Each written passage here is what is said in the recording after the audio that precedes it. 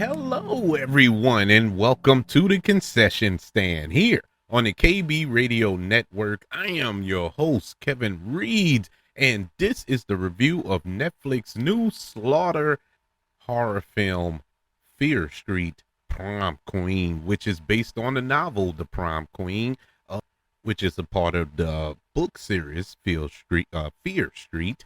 And we've gotten Fear Street films from Netflix what that was maybe 2 3 years ago. I forgot how long it's been, but I enjoyed those movies for what they were. Those little throwback horror films, from the 1980s, those slaughter horror films that we grew up loving, those of us of a certain age. And Prom Queen is strictly a throwback. This film is set in 1988, and it focuses on a mass killer who targets the prom queen candidates at Shadyside High on the night of their senior dance. So it's a real throwback. I mean, serious throwback. If you would have told me that this film was made in 1988, I probably would have believed you. And I probably would have believed you. That's how well made it was, to give an homage to those lovable films back then. The film stars India Fowler, Susanna Sun, Chris Klein, Ariana Greenblatt, Lily Taylor, and Catherine Waterstone. This movie is directed by Matt Palmer, and like I said, set in 1988. The vibe of it, the look of it, the feel of it feels 1980s horror, and I'm talking horror movies of the Friday the 13th ilk, what you call it, Slaughterhouse Sleepover or whatever, all of those type of B horror movies from the 80s. A strict throwback to those. I wasn't a reader of the Fear Street book series. That came out like in the early 90s, mid 90s. I didn't read those books, but I knew of them. I was in the comic books, so I didn't really get into the horror books, but I knew of them because they were so popular around that time. And in an age that we get these adaptations, a la of comic book movies and so on and so forth, you didn't see too many adaptations of the Fear Street franchise, series of books, because there's a lot of them. And we finally getting our fourth installment into this film series with Prom Queen. This movie was really good. I mean, as far as this genre of film, it's good. I mean, really, really good. And I really have no flaws with this movie. It is almost perfect in the sense of this is the movie it is. It's not trying to be anything thought provoking or trying to grab any award consideration, but it is set out to be a certain thing, and that's exactly what it is. I think this appeals, at least it would appeal, to the young, preteen, teenagers who are in the horror movies, like I was when I was a preteen, and I'm pretty sure you were if you're older around my age, who were into those horror movies. It appeals to this generation's young audience, and it also appeals to those of us who grew up with these type of movies, because it's a nostalgia kick, and so everybody should be pleased with this film. If once again, if you love this genre, if you're not into horror and slasher films, the Mike Myers of the world, the Jasons, the Freddys, and and so on and so forth, you probably don't care to watch this movie because it is, and I mean it is gory. It is very, very gory with the kills. They do not hold back with the kills in this movie, and I appreciated it. Yeah, was it cheesy and campy to see people arms get lopped off and you see gallons of blood just spill out of of a separated appendage? Yes, it is silly, but that's what it is. It's meant to be that. The adult characters here, all the adults are how can I describe them other than stupid? All of the adults are stupid. The teens are the intelligent ones, just like they are in those old movies.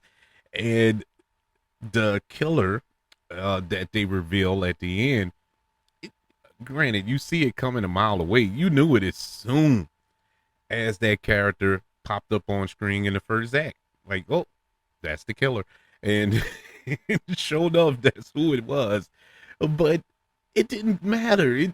I didn't care. It was a fun time to watch this type of movie, especially if you watch it at night, just curled up in your bed. Netflix, they slap with movies like this. This is what Netflix is meant for. This is what staying at home, cuddled up with your significant other and watch this type of movie. It's everything that you can ask for. The one thing it doesn't have is abundance of sex, like we got in the 80s with these horror movies. It was like a contractual obligation to have sex, have a sex scene in a horror movie. But we didn't get that here. And I'm not complaining. I'm just saying that's the one thing missing to make it a true 80s horror movie. But aside from that, there was some in the window, there was some talk of it, but we didn't get to see it. But other than that, this was an 80s horror film. And it didn't deviate from it. I was expecting a moment for the ball to drop where we felt like it was a 2025 movie. It never got there. I mean, from beginning to end, it just felt real. It felt like a real horror film from that era. The performances were the performances. you know, they were cheesy and corny, but they were meant to be. I don't think any of the performances were uh, done in that way because of the lack of talent from these performers. No, it was meant to be that way. And uh, once again, making it authentic along with the soundtrack that also, I mean, you can't go wrong with an 80s soundtrack.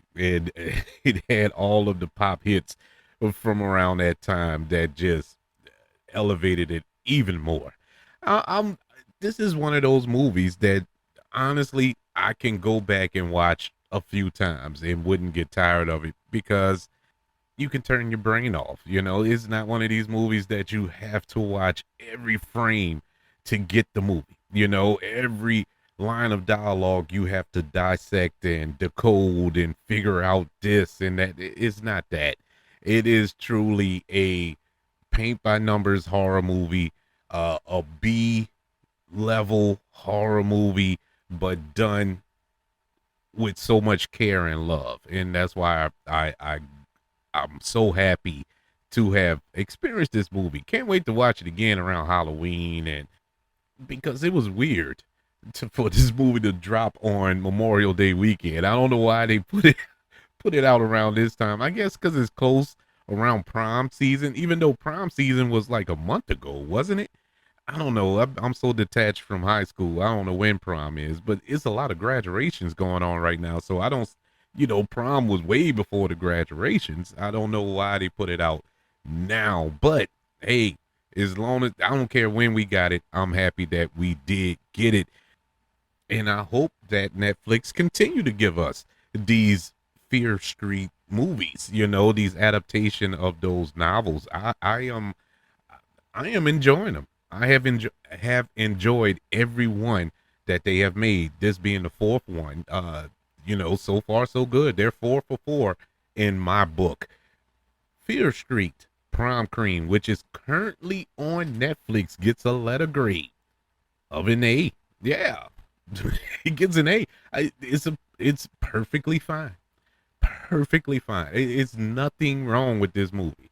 It appealed to every checkbox that I have for this type of movie. Now me giving it an A, and I feel I have to explain myself for it, so I'm going to attempt to. Me giving it an A does not put it up there with Sinners, you know, of the A movies of the year.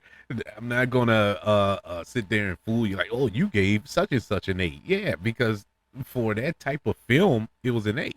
And you know, for this type of film, it's an A. It's not the greatest thing on earth. I'll never uh, try to lead you on to believe that, but it is what it is. You know, it didn't try to be more than what it was, and it wasn't less than what it needed to be. It was perfect right where it was.